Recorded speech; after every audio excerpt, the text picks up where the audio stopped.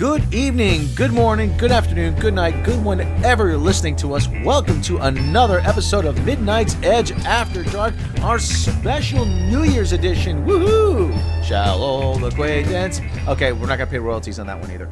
Okay. I think that's public domain. It better be public domain. We're okay on that one. Oh, good. Public domain, bitch. So, yes, we are wrapping up 2017 in style. And if you're like us, you don't have a date and you have to spend it in front of the computer on the internet, just remind yourself what a dog shit year 2017's been. But anyway, but at least you get to spend it with us. I'm your narrator supreme, Mr. Robb Robot Shlomo, and joining us once again is Mr. Tom Connors. Hello, good sir. How are you doing today? Oh, I'm doing fantastic. And joining us via subspace is our very own master of ceremonies, the Grand Poobah of Midnight's Edge, Andre. Hey everyone, Happy New Year. Yes, Happy New Year. And Andre gets to celebrate New Year first because of his physical location. Yeah, so... Yeah, that's the beauty with time differences. He's a time traveler. Ooh.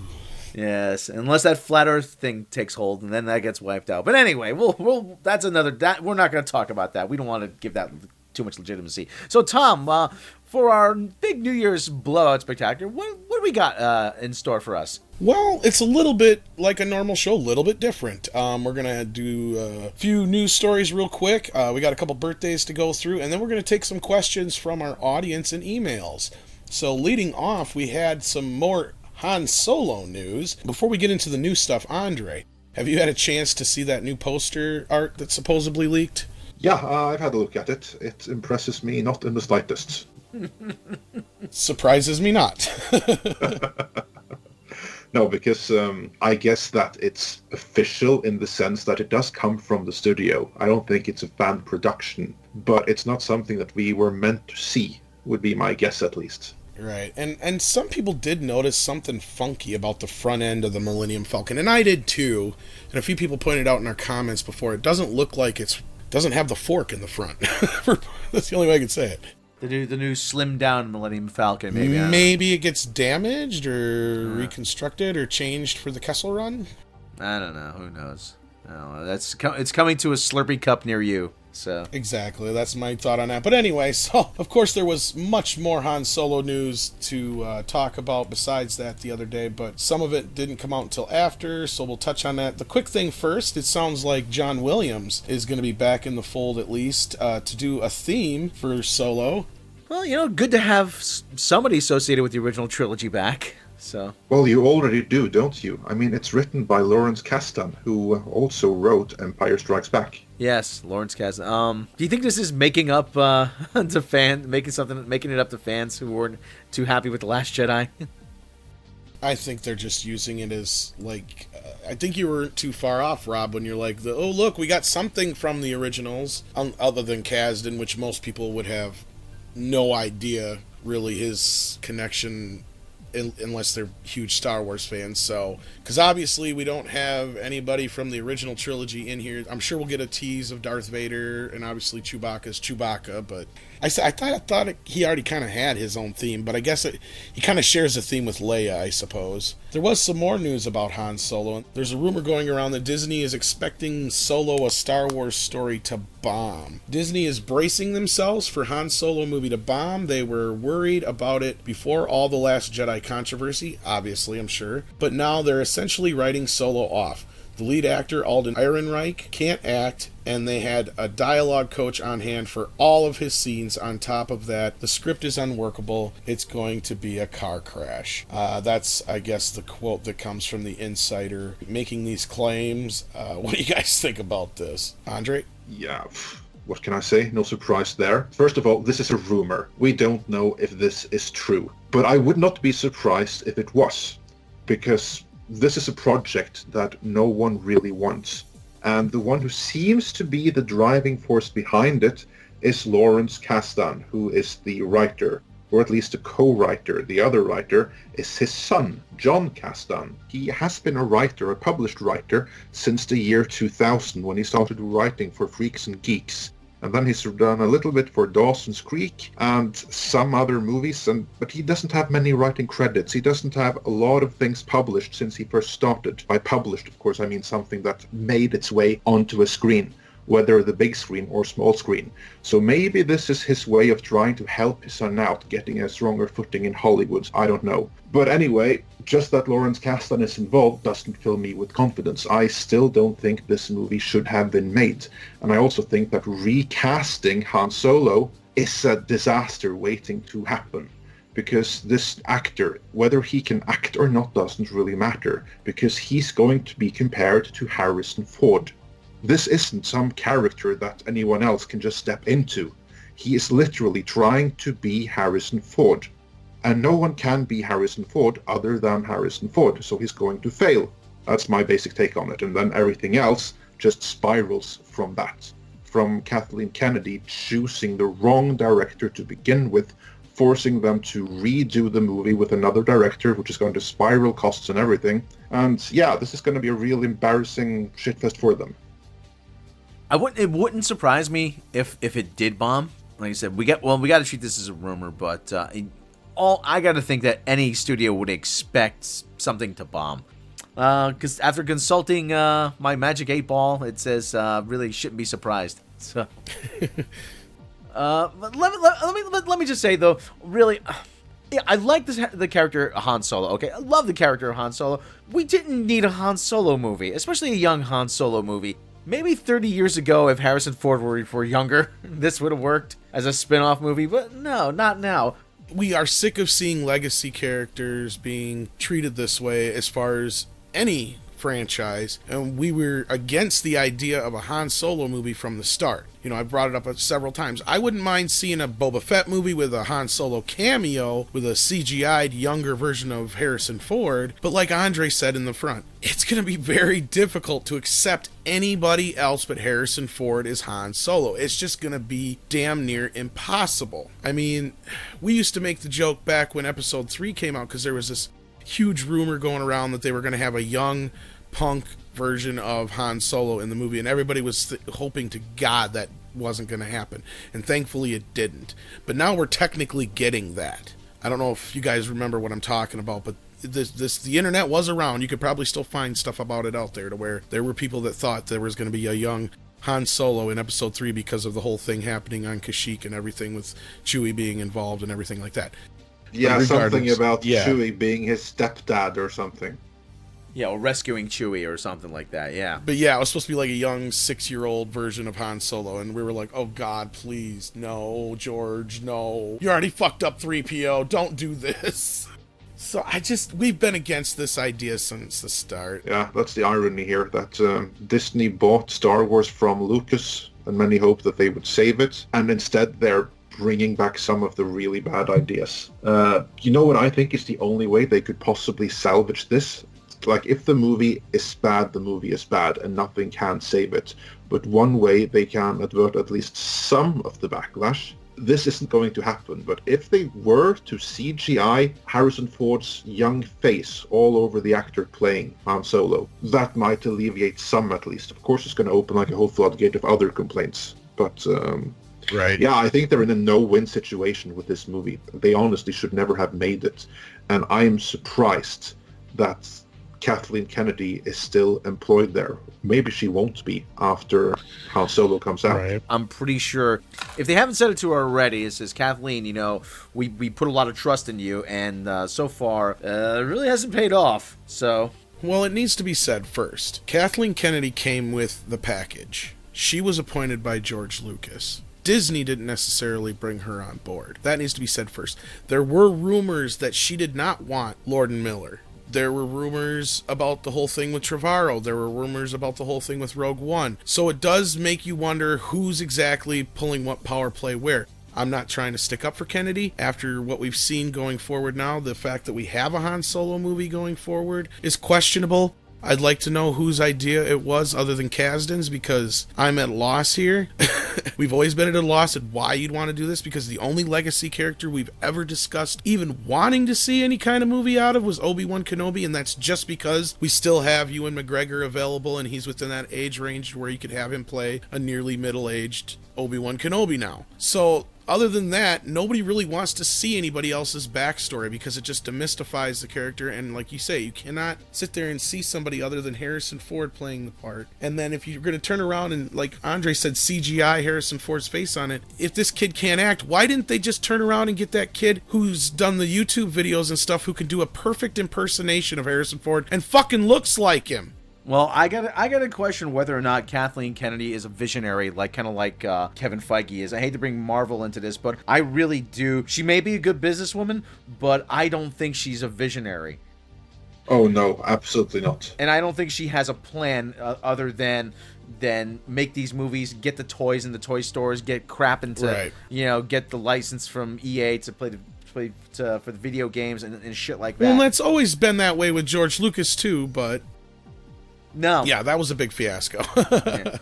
But this Han Solo thing always, I keep remembering what Dan Harmon of Community, or as we know him now, Luke Skywalker, said about a character. There's no better way to make a character less interesting than to tell their backstory.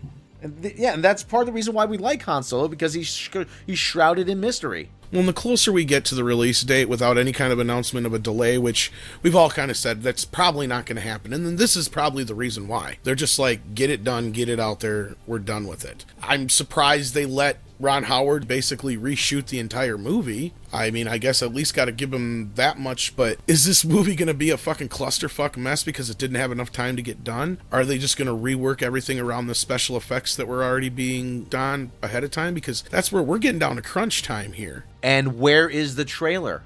I mean... Well, yeah, we just talked about that too, yeah. Yeah, I mean, how far is production behind that we still don't have a trailer? I mean, yeah, we're probably going to get a Super Bowl trailer, but we should have had one before The Last Jedi. That's the thing with Star Wars movies, though, and their marketing. The trailers never come out all that far in advance before the movies. They do a blitz just before the movie is about to open. But in this case, I also think it might be about trying to conceal the movie. Because, face it, it's got nothing but bad buzz. Are anyone anywhere excited to see Han Solo? If you know someone who's excited for this movie, then do tell me, because I don't know of anyone. Very few comments have we had that have been positive for it. Very, very few. A handful and I at think best. They know that if they drop a trailer right now, compared with all these other news items that are dropping about the movie, it's just going to drown in negative word of mouth. So I think before they release anything, they really want to take their time and work at it and make sure they have the best trailer they possibly can have. I never thought I'd see the day where I was gonna say I'm getting sick of Star Wars. It kind of reminds me of when Homer was in the eating contest on The Simpsons, and he had to eat the 5-pound steak, and he's just like, what's wrong with me? There's food in front of me, but I don't want to eat it. That's kind of like what I'm going through right now. There's more Star Wars coming, but I don't care. What there's something I don't get it. Well, I guess then the only plus side of that is as long as Solo doesn't get delayed, you've got a 1.5 year gap then between Solo and Episode 9. So at least there's a little bit more of a wait between that we've had so far from the Star Wars films. And I think that's what's really going to be something going forward. They're going to have to question themselves is, do we really want to drop a movie every single year? We have to build up some kind of anticipation, because if they learned anything from Force Awakens, it had to be that much. Was the reason that movie blew everything out of the water was because of the built-up anticipation. Because otherwise, Last Jedi is basically performing on par with all the other Star Wars movies. The Force Awakens had a little bit more of a bigger oomph to it because of it had been that long since the last Star Wars movies. The prequels weren't exactly everybody's favorite. We were getting all of our favorite characters back. It was going forward, etc., etc., etc. So, I mean, I know that my feelings on the matter have been said because of all the fandom. I'm more or less turned off, but I have not been in favor of this Han Solo movie from the start. I think Andre's right. I think if this movie is a mess and it's a disaster, it's not going to help matters at all, one bit. Let's see, what do you got for some birthdays for us there, Rob? Buckaroos, we're skipping right over the roundup today because there isn't a whole lot going on in the news. So we're going to go right to the birthdays. On December 30th, Faye Marseille of Game of Thrones, she turns 31. The lovely Eliza Dushku, She turns 37.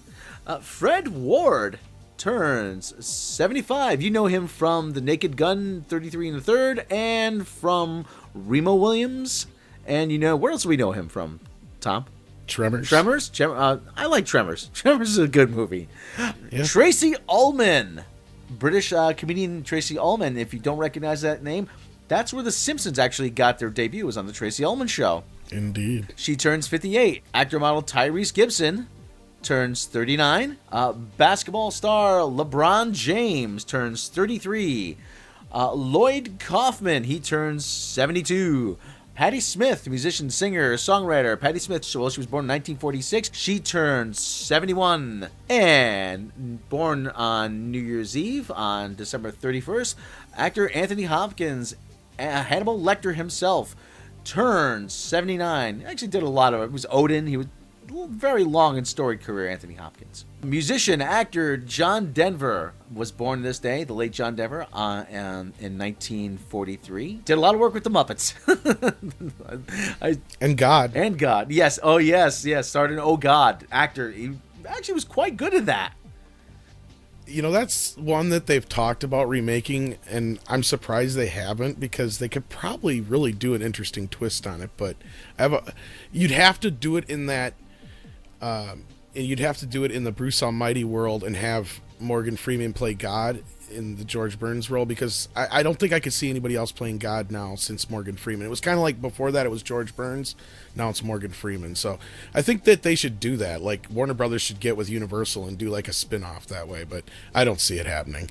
They'd probably screw it up even if they did. Yeah, actually it's not a bad idea. But anyway, it's Val Kilmer, the Iceman, former Batman, star of Real Genius. I like that movie, actually. Top Gun. He turns 57.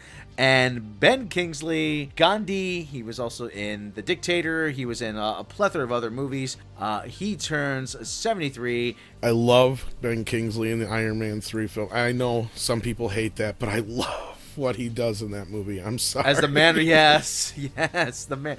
Yeah, Ben Kingsley is awesome as everything. Yes. So even in shit movies, he can pull the best out. Yeah, that's true. And there's a lot of guys like that who are in a lot of terrible movies too. So I remember, like I said, when he turned up in The Dictator, I was like, no way, Ben Kingsley. But yeah, he was great in that one. I love that movie.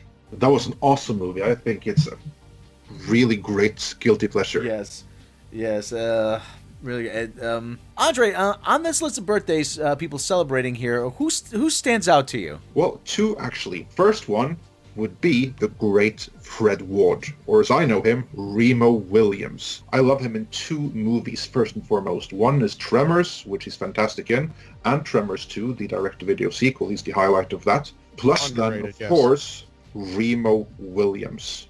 What do you think about that movie, if you've seen it? I thought it was a really good action-adventure movie. I really did. I went to see it in the theaters back when it first came out. Of course, there's no surefire way to make sure your movie doesn't get a sequel than calling it The Adventure Begins, really. They were jumping the gun a bit on that. It shared a lot of similarities with Buckaroo Banzai in that aspect, yeah. Yeah.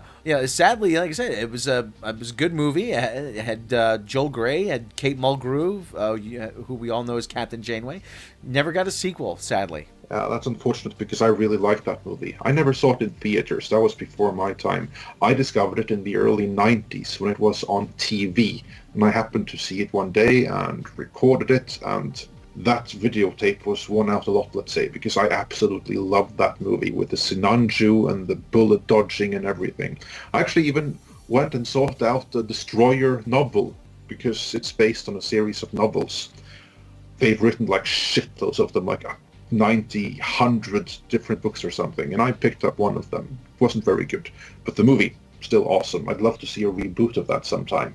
And it has been in development for a reboot, hasn't it, Rob? Yeah, actually, Shane Black was attached to reboot it for a while. It's stuck in development hell, as we like to call it. And actually, it was supposed to have been rebooted by Sony Pictures, so maybe that's part of the reason. So, No doubt. And the other who sticks out? Who's the other that sticks out? The other name that sticks out to me is, of course, Anthony Hopkins. Great actor who has been in so many great movies. Most reasonably as Odin in the Thor movies, a role which he delivers with absolute perfection.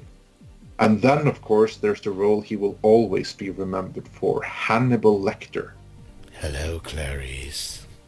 Interestingly, he is not the first Hannibal Lecter. He's actually the second Hannibal Lecter to grace the screen. The first one was Brian Cox, who would later go on to play Stryker in X-Men 2. I think that's where most genre fans are likely to have seen him outside of that movie. He played Hannibal Lecter in 1986 movie by Michael Mann, Manhunter, a movie which I incidentally love. And that's an adaptation of Red Dragon, the first Hannibal Lecter novel, which would later be readapted into a movie in 2002 starring Anthony Hopkins. The Hopkins version is closer to the novel, but I still think Manhunter is the better movie. Anyway, I digress. Anthony Hopkins, great actor, so happy birthday. And if you're out there, you're celebrating a birthday out there, happy birthday to you as well. Now, we have a couple questions. One, first of all, from our email, which you can send us anytime at midnightsedgeafterdark@gmail.com if you have a question for us here. The question comes from NatanBox64. Knowing that Disney will be both acquiring the entertainment assets of 21st Century Fox and starting a new OTT service, which movie from Fox would you like to see it on that said service? Me, I would like to see the director's cut of Kingdom of Heaven onto the new streaming service, maybe even some new bonus features or clips from subsequent DVD or Blu-ray releases as well. Sincerely, Nathan Diaz, one of our Facebook group members. What about you, Andre? Anything stick out to you? I would hope that they bring the entire catalog into streaming service and make everything that they have available for everyone, like everyone should do. Beyond that, I'm actually more interested in which franchises are they going to bring back from the dead. And I would hope that first and foremost, they bring back Alien. By completely ignoring Prometheus, ignore everything that happened there, and instead give us Blomkamp's Alien 5, which would really be Alien 3 Redux, because it was supposed to be the new Alien 3, ignoring the events of the current Alien 3 and Alien Insurrection. That is something that I would like to see. That is something that I hope that the new Fox is going to do. Bring back the biggest brands that they have and make new installments of that. Only better ones. So, fingers crossed. Rob? I think you know what my answer is going to be. I'd like to see MASH on a Disney streaming service. I could watch MASH all day. I really could. I think, like I said, a lot of stuff we have that I'd like to see is already out there. Yeah, Fox has been pretty good about getting their catalog out. Yeah, I mean, there's a lot of stuff that's still in syndication, and movies are still running all the time. 3 that everybody want really bad. I hope, now that Star Wars is home with the rest of the films, that they can work something out and get the original unaltered versions of the original trilogy out there. Don't get me wrong, I love Harmy's despecialized versions. There are some decent prints out there available of the first film, but damn it, we need official releases of these films. Come on, guys. And Lucas, come on, get over it. Just for once, give us a really nice 4K Blu-ray restoration of the original trilogy in the original form. But these are my movies. Well, that's not the vision I had, see, because originally I wanted Greedo to shoot first, but I didn't have the special effects budget at the time to have him shoot and Han shoot at the same time. That's 2 squibs. Do you know how much squibs are? Andrew Miller asks us a real easy question, guys. What is your favorite movie of all time? Oh, boy. Yeah, that's an easy one. I can take it first since I know mine. Mine has been, and probably will be for some time, Empire Strikes Back. Andre? I can't give you one, because I don't have one favorite movie. I'm going to have to give you 3. And the correct answer is going to depend a little bit from day to day. So depending on which day you ask me, my favorite movie of all time is going to be either Quest for Fire, 2001: A Space Odyssey, or The Good, the Bad, and the Ugly. Yeah, I have like a list of favorite movies. My favorite genre sci-fi movie is definitely The Empire Strikes Back. My favorite comedy would have to be one of the would probably have to be Bananas by Woody Allen. Favorite drama, maybe The Godfather. Back to School is also one of my favorite comedies too, and Animal House. So there's like a list and it rotates, but right. Well, if I had to do some, since I only named one and want to do like maybe one or two honorable mentions, I guess would have to be like Gremlins, Back to the Future, Superman the movie has always been a big one of mine. Ninja Turtles, the 1990 film, is a huge favorite of mine. Yeah. Comedy though, yeah, those are great ones that Rob mentioned, but Ghostbusters and Caddyshack are also two that I'd like to throw in there as well. Yeah. Hey Wang, what are you doing taking pictures out here? It's a parking lot. So, I love Rodney. You want to earn $15 the hard way? Oh, what a hat! Bet you buy this hat, you get a free bowl of soup. Looks good on you though. That kangaroo stole my ball. Andre, are you a fan of Caddyshack? Oh yeah, I love that movie. Yeah. Especially the second one. I prefer the second one to the first one. Especially that gopher or rat or whatever the hell that animal is. Chucky Gopher is better than part two. Other than that, I laugh and I'm sorry, Andre, because that is known as one of the worst movies ever in the United States. I know, it's a guilty pleasure, but I just love that movie where like the guy is like trying to kill the gopher. He's like saying, "I will get you, you little communist." It was fantastic. Oh, it's such a guilty pleasure of mine, but I love it. Yeah, it has. I saw that at the movies. Actually, I saw that at the movies. Jackie Mason in the Rodney Dangerfield role. Yeah. But speaking of like really good movies, though, I already gave you my top three. If I were to give some other honorable mentions, they would be The Great Dictator, starring Charlie Chaplin, and Mel Gibson's Apocalypto, and the original Nosferatu, as well as the 1979 remake by Werner Herzog. Yes, the 1979 remake I'm familiar with. It used to be on cable a lot here back in the early 80s. So yeah, there's two versions of it. There's the English language version and there's the German version, because they filmed two versions of it at the same time. Like first they filmed the scenes in German, and then the same actors, they tried to cough out the lines in English with limited results. Stick with the German version as a real version of the movie. Yes. Chris Ortiz, another member of our Facebook group, asks, with all the drama going on with Warner Brothers and DC recently, do you think there is any truth behind the open letter from the anonymous WB employee, and what are the chances that Kevin Tsujihara will be gone in 2018? Wow, that letter goes way back. Yeah.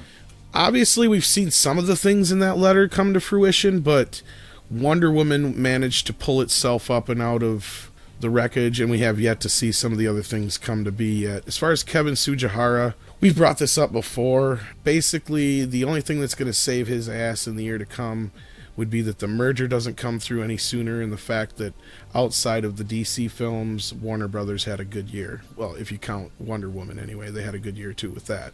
I honestly think they got lucky this year because it was like a surprise they didn't anticipate. Wow, that goes way back. I'm having trouble remembering. I think that some parts of it are probably true, but like you said, I really don't know. Well, yeah. I remember, if you remember, it predicted that Wonder Woman was going to be a mess, Justice League was going to be a mess.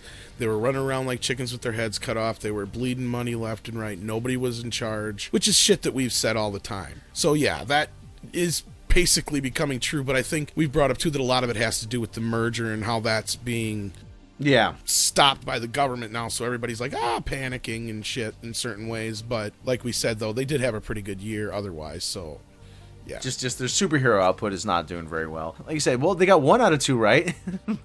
Wonder Woman was okay, and Justice League was a mess, so they're batting 500. Yeah, no, I remember this letter. I know exactly what was in it, and I believe it was real. I think that was really written by a Warner employee. Everything that was in it lines up with what we have later learned. That letter was the first rumor that Wonder Woman was a mess. Now, as we have said in earlier videos over at the main channel, Wonder Woman was a mess at one point, but unlike Justice League and some other movies, it was always a salvageable mess. They struggled with it because it was discombobulated. Like, it was kind of like lacking in connective tissue, so it seemed like it went from one scene to one scene to one scene.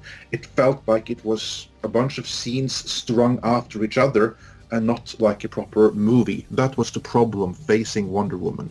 And this was something that was always said, at least what we heard, was that it was fixable. They would have to work a lot in editing, but with editing, that movie was salvageable. And that's exactly what happened. They were able to salvage that movie. So the rumors there, they weren't wrong. Everything else kind of lines up with what we've heard. So yeah, I believe the letter was legit. As for the future of Kevin Tsujihara, I think he's on thin ice. Because outside of the DC universe, he has made some fairly good decisions for Warner, who are doing very well financially. Of course, both Wonder Woman and Justice League have helped with that, but they were kind of supposed to. Wonder Woman, that overperformed a bit. Justice League massively underperformed, but still everything else kind of balanced it out, so they did okay, but they were supposed to do good anyway. So yeah, but under his watch, the DC brand has really decreased in value. It's not worthless. They're not going to sell it off or anything, but it has decreased in value. If you look at what the DC movies have made compared to what they should have made, then there's a huge shortfall there. And that's on Tsujihara, because even if he is not creatively in charge, the brand has been mismanaged on his watch. And in a world where Marvel Studios are dominating the industry. The entire movie industry is dominated by Marvel Studios. And the biggest franchise in the history of cinema is the Marvel Cinematic Universe. And the one thing that can compete with that is a proverbial DC Cinematic Universe. That's the one thing that can compete. And it's really struggling, and that's on Tsujihara. And just for that, I don't think he's going to survive 2018. Well, he's going to live, of course, but he's not going to survive as the CEO of Warner. I don't think that he'll be in that position a year from now. I could be wrong, but I think that he's going to be gone in the first quarter of 2018. As for the whole merger with Warner and AT&T, as you may be aware, the president has taken an interest and the government is overlooking it, and it's not looking terribly good at this moment. But regardless of what happens there, Tsujihara is walking on thin ice. It would be one thing if Marvel was just beating DC, that'd be one thing, but Marvel, like you said, is basically the biggest thing overall in movies, period. So I think that's what's really the thorn in the side there. John Kadega has a question for us. Is there any chance we could see a video on anime adaptations in Hollywood? Also, do you guys think that a Masters of the Universe film could work in this day and age? You want to take it first, Andre, or? Yeah, sure. Anime video. There are no immediate plans, but maybe we didn't do one for Ghost in the Shell. That was maybe a mistake. It's not the world I know, and that is something that, of course, is going to, well, not of course, but if I don't know it, that's going to delay a video. That's just the way of things.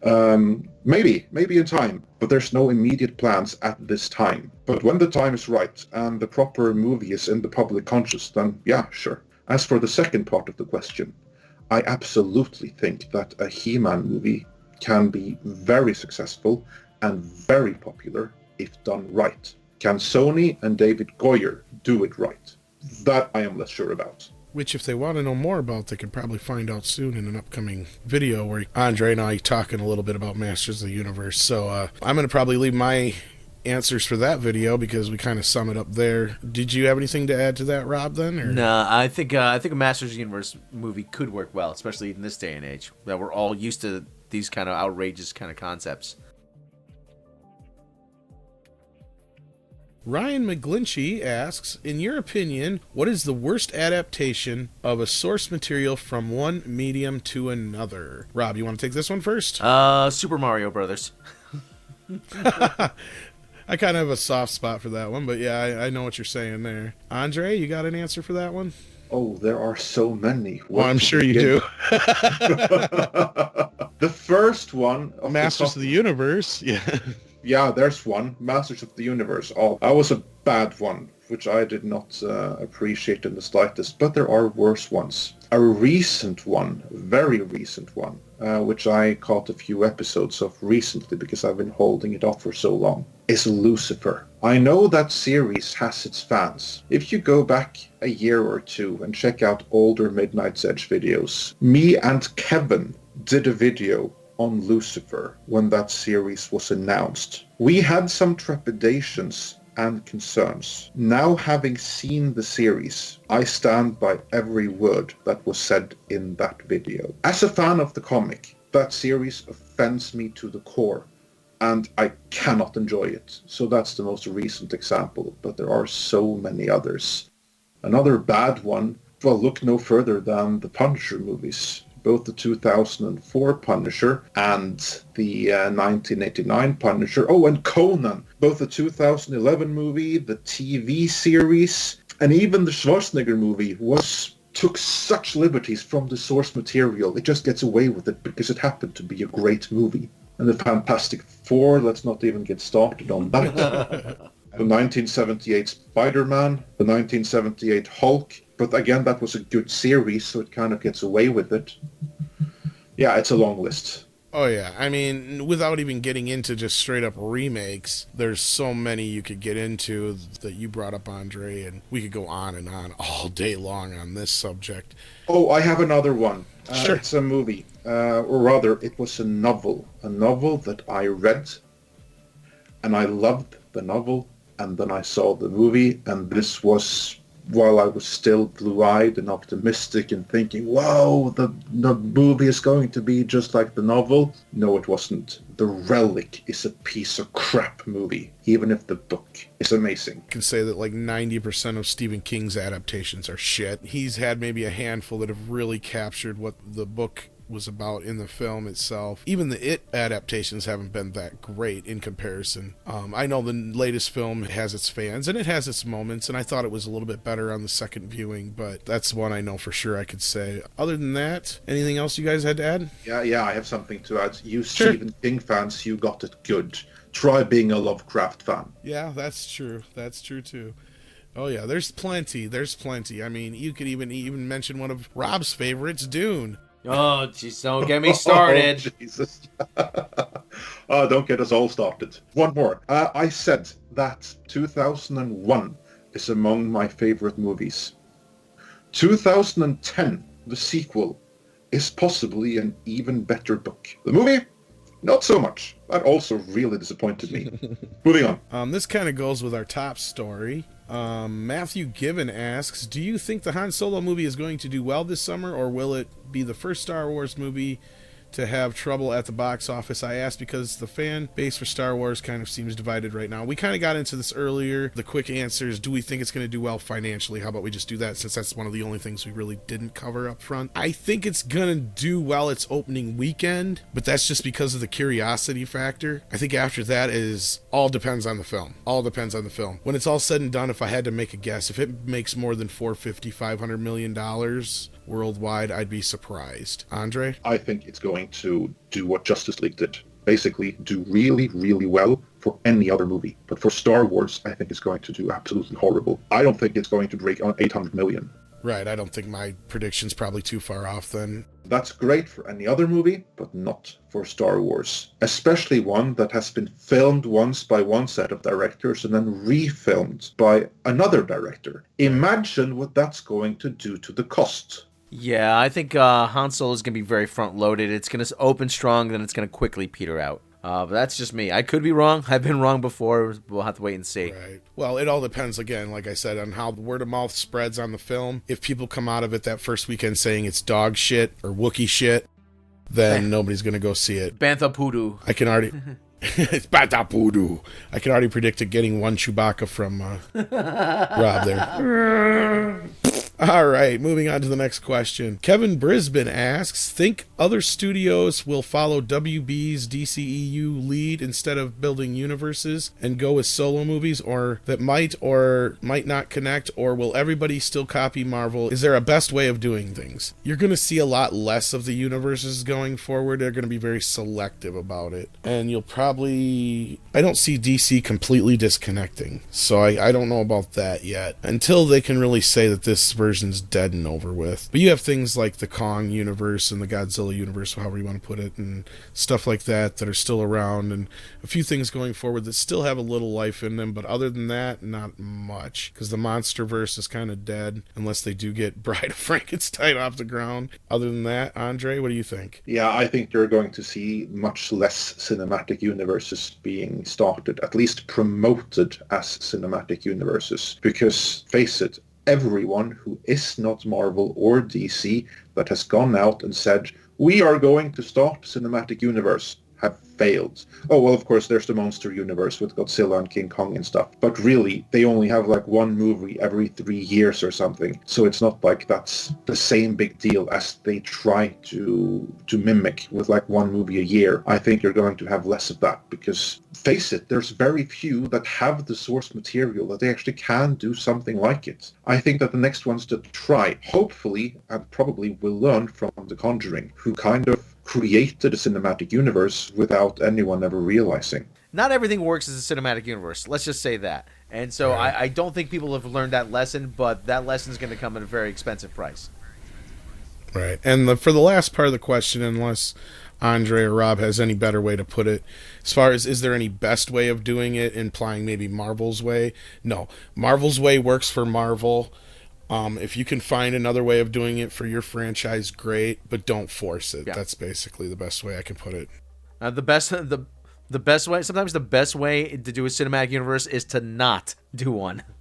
I would say it all depends on the property in question. Not everything needs to be a cinematic universe. And if there is to be a cinematic universe, the ones you want to look at are 1, Marvel, and 2, The Conjuring. And The Conjuring are kind of the ones that, at least so far, have done it more of Marvel's way. Because Marvel never went out and said, we are creating a cinematic universe. By the time people realized, and by people I don't mean you and I that follow these things, but the average schmo, the general movie-going audience, by the time they realized, whoa, this is a cinematic universe, the Avengers was already out in theaters, and there was a catalog of 5 movies already on Blu-ray to check out. So they did that quietly, without placing too much emphasis on it. And that way kind of worked. I think that's the way to do it.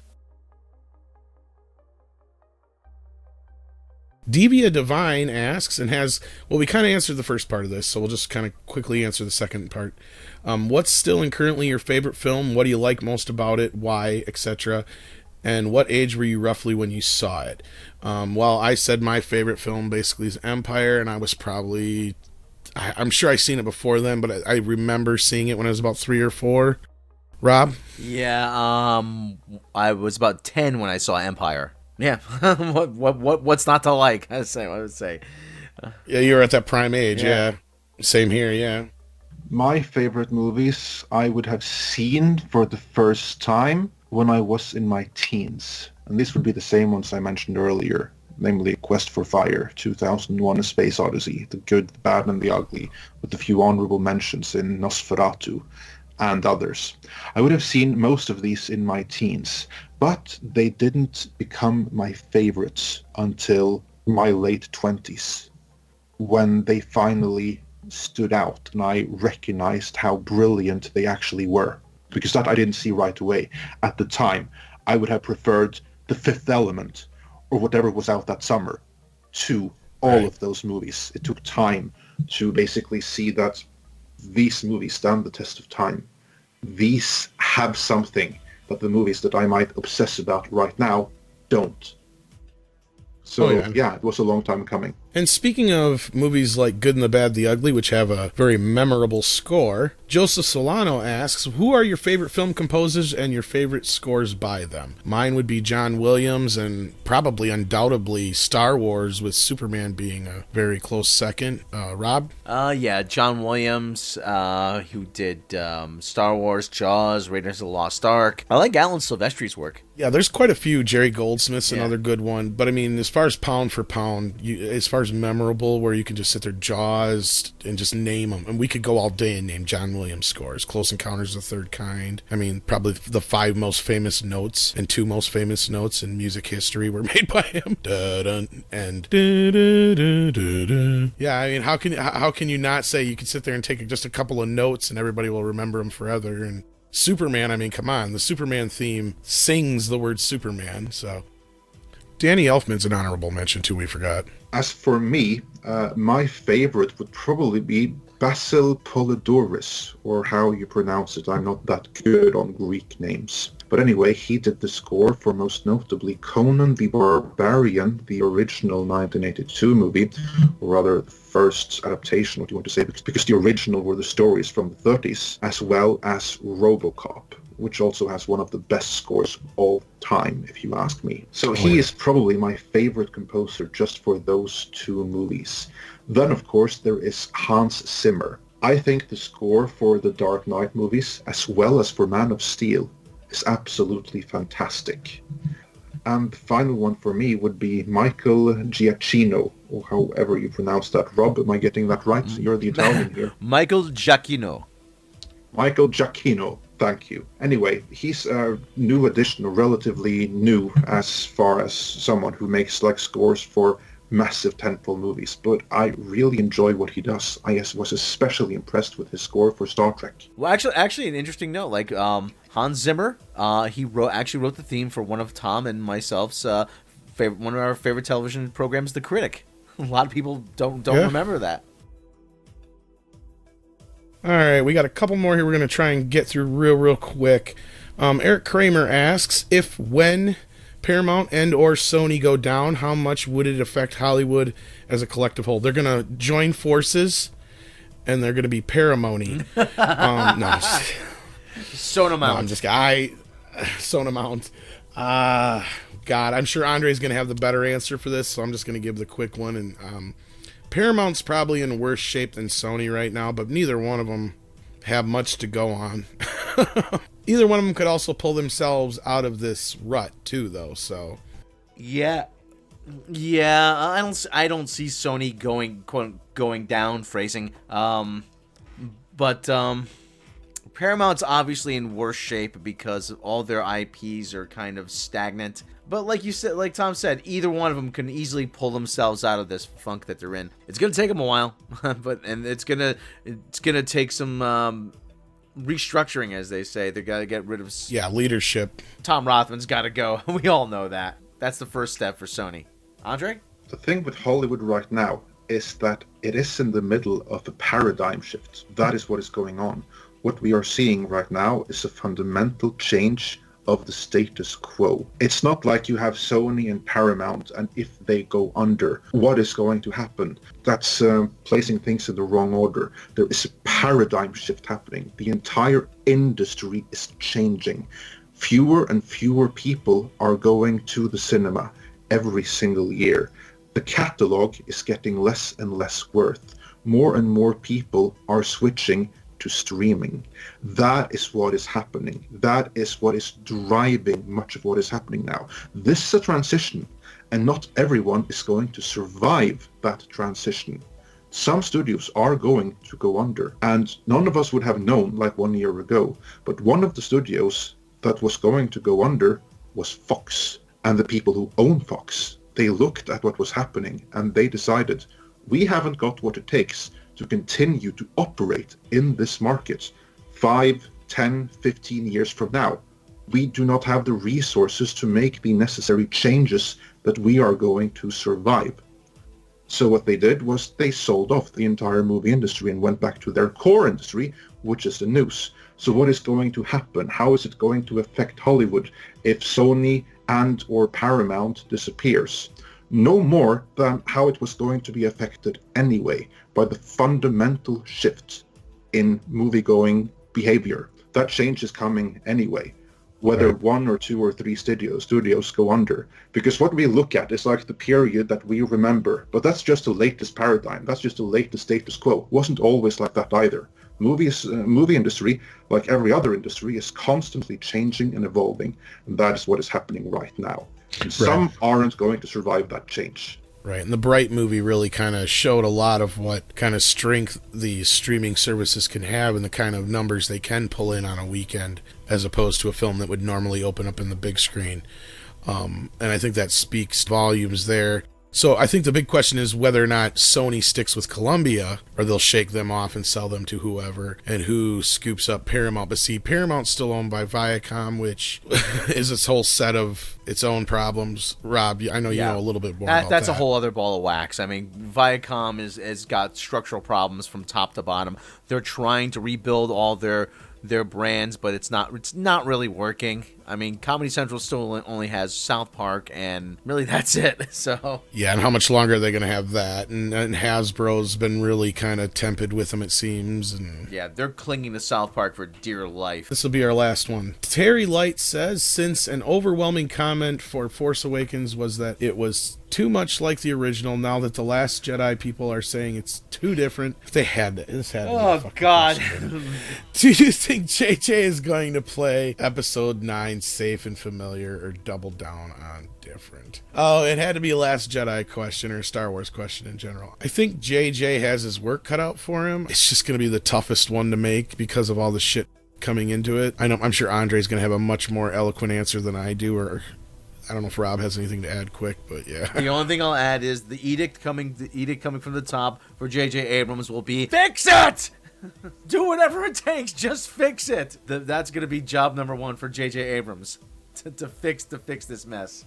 So, Andre? Yeah, I agree with that. That's going to be the order coming from the top. They're going to take a look at the feedback, and they're going to be very concerned, and they're going to say, fix it. I think that what JJ was planning probably was very safe by JJ standards, but it might not have been what people were expecting anyway, if that makes sense at all. I think that they're probably going to continue as they were planning all the time, but with some minor modifications here or there, just to make it a little bit more acceptable to those that weren't happy with The Last Jedi. I'm curious about what they're going to do with Carrie Fisher, because they had the perfect opportunity to end that character, and they skipped that just to keep the Superman Leia scene, which I thought was well, and but, yeah. like I said to Rob, even in outside of the show, I said you have 2 points where you could actually have done that and given her a better arc than she's going to end up getting, probably, is because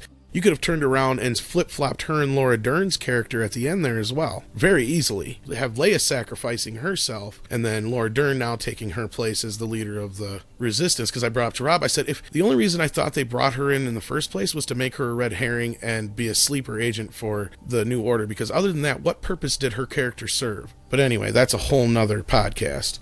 Yeah, anyway, I think they have their work cut out for them to win the fans back over, let's say. Anyway, that was our last question there, and thank you guys for the question, and we hope you enjoyed our nice New Year's bash. Rob, tell them what they can do if they like the show. Well, if you like the show, if you like what we do here at Midnight's Edge, you want to hear more content from us, you can click the subscribe button, and don't forget to click the bell icon. That way you'll be notified of all the latest uploads, all the latest content, all the latest news and extras. And if you really, really like the show, why not consider supporting the show through Patreon? And as a bonus, you'll receive, for your Patreon support, you'll receive outtakes, you'll receive bloopers, you'll receive lost episodes, you will get early sneak peeks at mini documentaries, you'll get uncut audio from mini documentaries. Patreon users, as a thank you for their support over the Christmas holidays, they got the Star Wars Roundtable. Everybody, no matter what level, you got that access to that.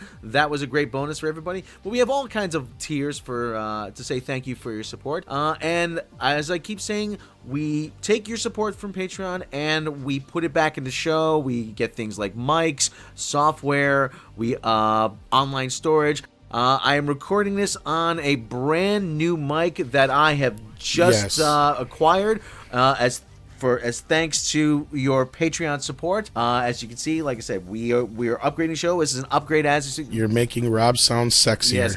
Oh yeah, my Barry White voice. Hey baby, how you doing there?